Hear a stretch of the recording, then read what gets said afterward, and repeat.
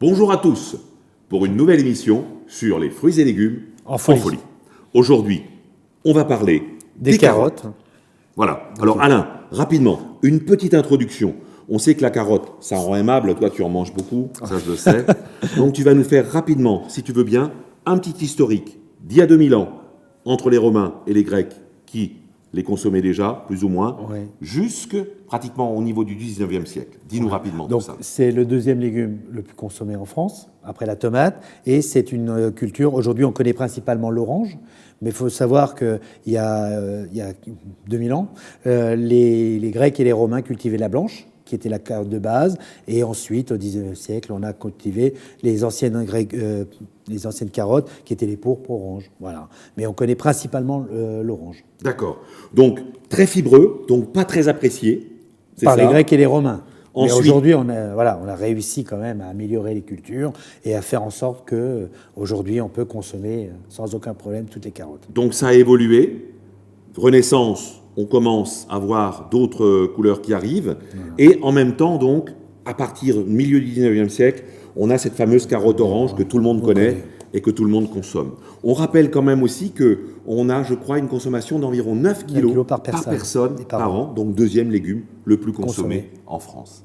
Donc maintenant, première chose, Alain, les carottes, on va parler, si tu veux bien, des variétés ou de ce qu'on appelle les appellations. Les appellations de carottes, en sachant que la carotte primeur, Oui. qui débute maintenant, peut être aussi bien avec fan que sans.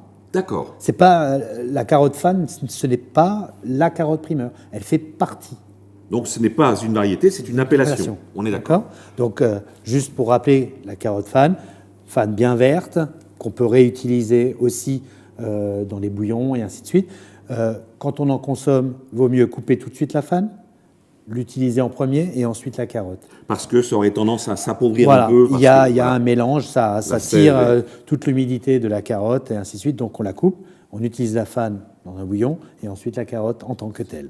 Donc, la première, c'est la carotte primeur. Voilà. Maintenant, La on carotte a de saison, carotte de saison. qui sont des carottes qui sont cultivées sur des champs hyper bien labourés, sans cailloux et ainsi de suite, en culture verticale.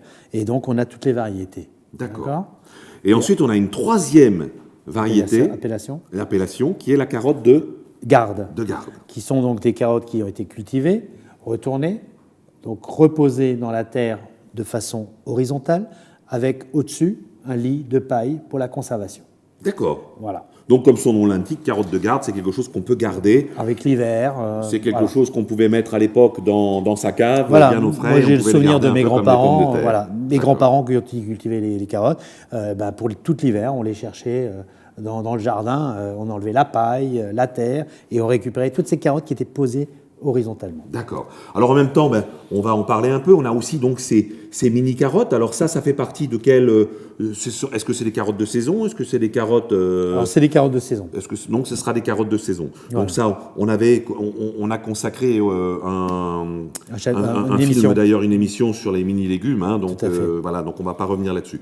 Donc un principe, on parle très souvent de tout ce qui est bien fait, de tout ce qui est nutrition, etc. Première chose, juste avant qu'on aille dans le détail sur la partie nutrition, etc., tout ce qui est épluchage, préparation, est-ce qu'on fait la même chose que ce qu'on avait fait avec les mini-carottes? Est-ce qu'il faut les éplucher? Est-ce qu'on peut simplement juste les frotter? Alors, principalement les carottes primeurs, puisque la peau est très fine. Juste les rincer à l'eau, passer un petit coup de brosse, ainsi de suite. Comme pour les mini-légumes avec le petit scotch-brite. Voilà. Comme tu nous avais fait Ensuite, les autres variétés de carottes, on peut les râper avec un économe fin ou un râpe-légumes le plus fin possible, mais d'abord les laver. Et il y a quand même beaucoup de valeur dans les peaux. D'accord, donc de valeur nutritive. Ouais, tout à fait. Donc on va parler un peu de ces bienfaits, notamment au niveau de la nutrition et de la santé. Donc c'est apparemment un apport très très important en bêta-carotène, en vitamines, Tout à fait. et que quelque part, apparemment, 100 grammes de carottes représentent 200% d'apport en bêta-carotène. Et beaucoup de fibres aussi. Et beaucoup de fibres. Voilà, ce qui Donc, est important aussi pour la santé. C'est vraiment un aliment qu'on peut consommer tout le temps. Est-ce que toutes ces carottes ont les mêmes capacités, notamment au niveau, est-ce qu'elles soient oranges, qu'elles soient pourpres, qu'elles soient jaunes, qu'elles soient blanches, est-ce qu'elles ont le même pouvoir nutritionnel? Je pense que oui. Je pense, oui, puisque à la base, ce sont les mêmes souches. D'accord. Alors maintenant, si tu veux bien, on va aller un petit peu plus loin. Est-ce que tu peux nous les couper un petit peu pour qu'on regarde un petit peu à la fois les couleurs? Déjà, pour la sélection du produit, pour trouver un bon produit, Ouais. il est important de pouvoir choisir ces produits-là avec une couleur vive, un aspect un peu brillant. Je répète, la fan bien verte et ferme. D'accord. Donc ça, c'est dans le choix du produit. Voilà, qui est un critère de choix. D'accord.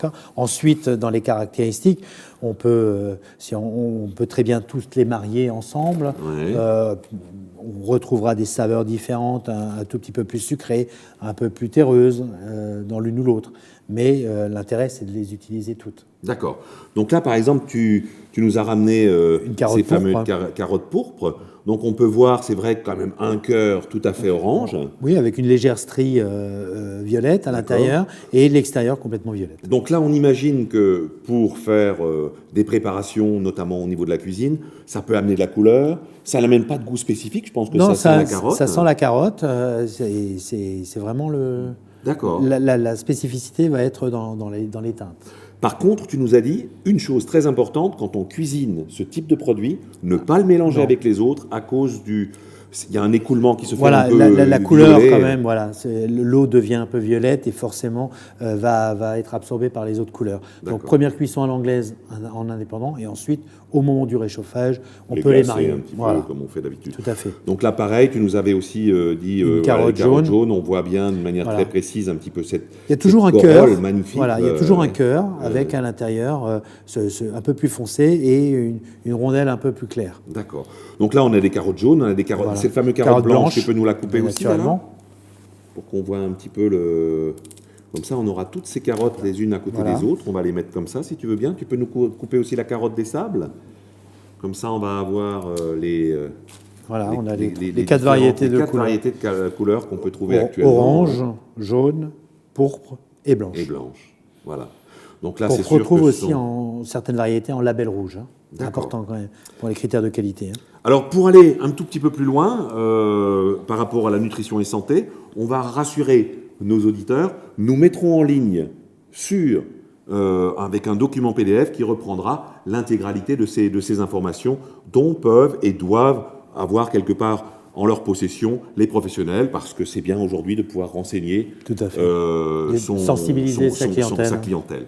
Alors, dernier point peut-être qui serait encore important de traiter maintenant, Alain, quelques conseils éventuellement de cuisson, de cuisine pour les périodes à laquelle on devrait retrouver des carottes, etc., sur les cartes.